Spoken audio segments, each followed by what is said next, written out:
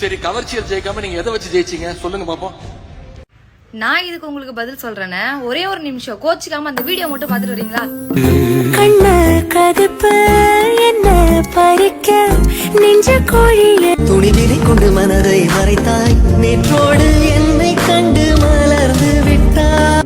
பாத்தீங்களானே, மக்கள் வந்து சிஎம் விஜய் அவர்களோட கவர்ச்சியில தான் மயங்கி ஓட்டு போட்டு ஜெயிக்க வச்சுட்டாங்க. அப்படிதானே உங்க தரப்பு? அப்படின்னா நீங்களும் கவர்ச்சி காமிச்சிருக்கீங்களானே, அப்போ உங்களுக்கு தான் ஓட்டு போட்டு ஜெயிக்க வச்சிருக்கணும். அப்படி இல்லனா அப்ப அது கவர்ச்சிக்கான ஓட்டு அல்ல, நல்ல தலைவனை மக்கள் தேர்ந்தெடுக்கிறதுக்காக போடக்கூடிய ஓட்டு தானே. இப்ப புரியுதா? நீங்களும் கவர்ச்சி காமிச்சிருக்கீங்கல்ல, அப்ப அவர் கவர்ச்சியால் ஜெயிச்சிட்டாருன்னா நீங்களும் ஜெயிச்சிருக்கணும். என்ன சரி, எங்க தலைவர் மாதிரி மிசா கொடுமையில ஒரு வருஷம் உள்ள இருந்து வந்தீங்களா?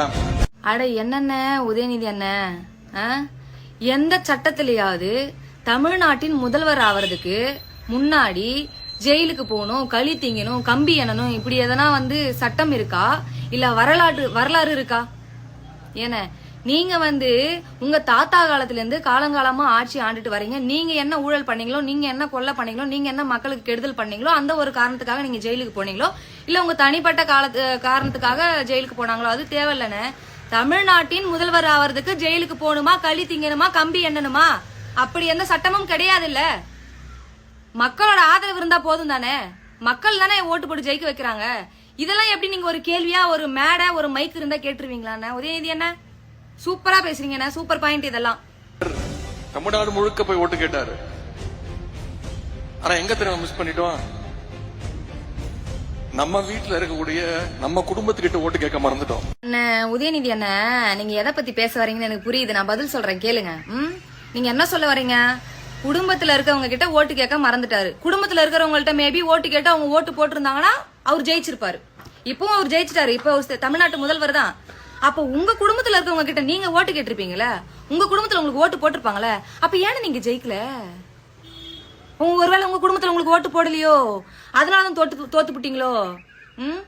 இல்ல நீங்க எதை பத்தி சொல்ல வரீங்கன்னு தெரியுது. அவங்க பர்சனல் குடும்பத்தை பத்தி, குடும்ப லைஃபை பத்தி நீங்க பேச வரீங்க. அவங்க பர்சனல் பத்தி பேச வரீங்க. அவங்க ஒய்ஃபும் அவங்க பையனும் ஓட்டு போட்டாங்களா இல்லையான்றது, அவர் கூட இல்லன்றத பத்தி நீங்க பேச வரீங்க. நம்ம வீட்டு கதையே கேளுங்க உதயநிதி என்ன, நம்ம வீட்டு கதையும் நம்ம புள்ள கதையுமே நிறைய மக்கள் இதே சோசியல் மீடியால விமர்சனம் பண்றாங்க. பாக்குறீங்களா இல்லையா? இப்ப இந்த வீடியோவை குட்டிமியா தான் ஷேர் பண்ணியிருக்காங்க.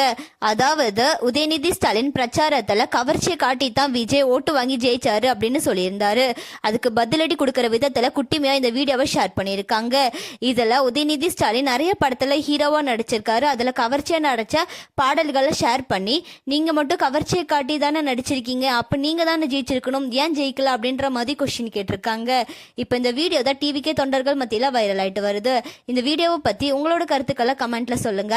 அண்ட் இந்த மாதிரியான அப்டேட்ஸ்க்கு நம்மளோட சேனலை சப்ஸ்கிரைப் பண்ணிக்கோங்க.